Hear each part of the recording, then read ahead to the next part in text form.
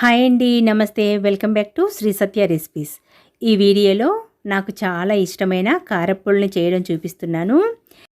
కరివేపాకు కారప్పొడి, అలాగే Telangana hotel style వెల్లుల్లి కారప్పొడిని చేయడం చూపిస్తున్నాను. ఏ బ్రేక్ఫాస్ట్లోకైనా చాలా బాగుంటాయి. ఇడ్లీ దోశలోకి అయితే ఇంకా బాగుంటాయి. వేడివేడి అన్నంలో ఈ కారప్పొడులను వేసుకొని కొద్దిగా నెయ్యిని కానీ పప్పు నూనెని కానీ వేసుకొని తిన్నామంటే చాలా అంటే చాలా బాగుంటాయండి. సో లేట్ చేయకుండా వీడియోలోకి వెళ్ళిపోదాము. ముందు కరివేపాకు కారప్పొడిని చేయడం చూద్దాము.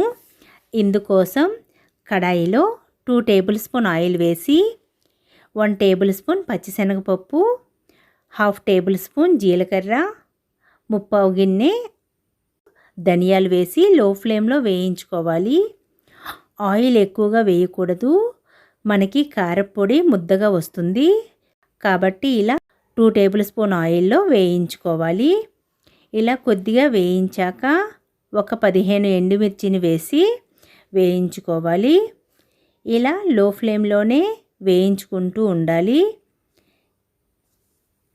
ఇలా అన్నీ వేగిన తర్వాత వీటిని ఒక ప్లేట్లోకి తీసేసి 1 టేబుల్ స్పూన్ ఆయిల్ వేసి ధనియాలు తీసుకున్న గిన్నెతోనే ఒక గిన్నెడు కరివేపాకును శుభ్రంగా కడిగి క్లాత్ మీద ఆరబెట్టి తీసుకోవాలి.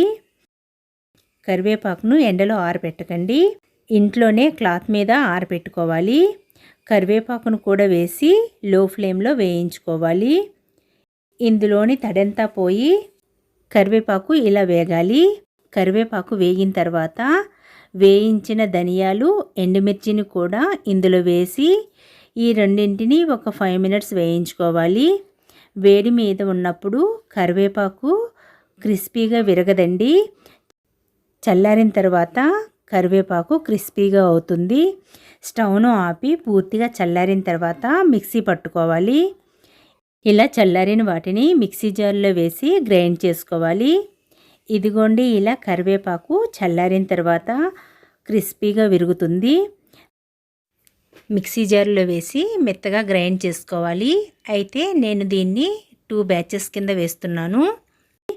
మిక్సీ పట్టిన కారప్పొడిని ఒక గిన్నెలోకి తీసి మిగిలినవి కూడా మిక్సీ జార్లో వేసి, ఇందాక ఉప్పు వేయడం మర్చిపోయానండి, ఇందులో 1 టేబుల్ స్పూన్ ఉప్పు వేసుకోవాలి.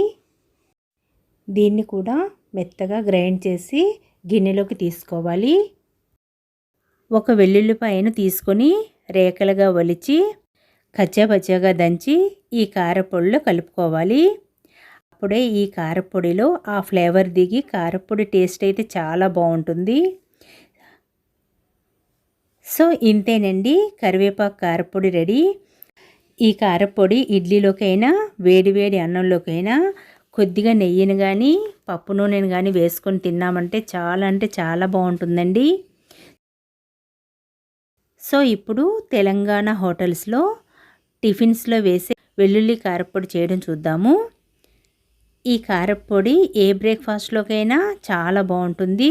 ఎస్పెషల్లీ ఇడ్లీ దోశలోకి అయితే ఇంకా బాగుంటుంది. నాకు ఈ కారప్పొడి అంటే చాలా ఇష్టమండి. వెల్లుల్లి కారప్పొడి వేడివేడి అన్నంలో కొద్దిగా నెయ్యిని కానీ నూనెని కానీ వేసుకొని తింటే చాలా బాగుంటుంది. ఇందుకోసం 1 కప్పు కారాన్ని తీసుకోవాలి. అది కూడా మసాలా కలపని పచ్చికారాన్ని తీసుకోవాలి. 1 వెల్లుల్లిపాయను రేఖలుగా ఒలిచి తీసుకోవాలి. 1 టేబుల్ స్పూన్ సాల్ట్ తీసుకోవాలి. ఇంతేనండి, ఈ 3 ఇంగ్రీడియంట్స్తోనే చాలా టేస్టీగా వెల్లుల్లి కారాన్ని చేసుకోవచ్చు.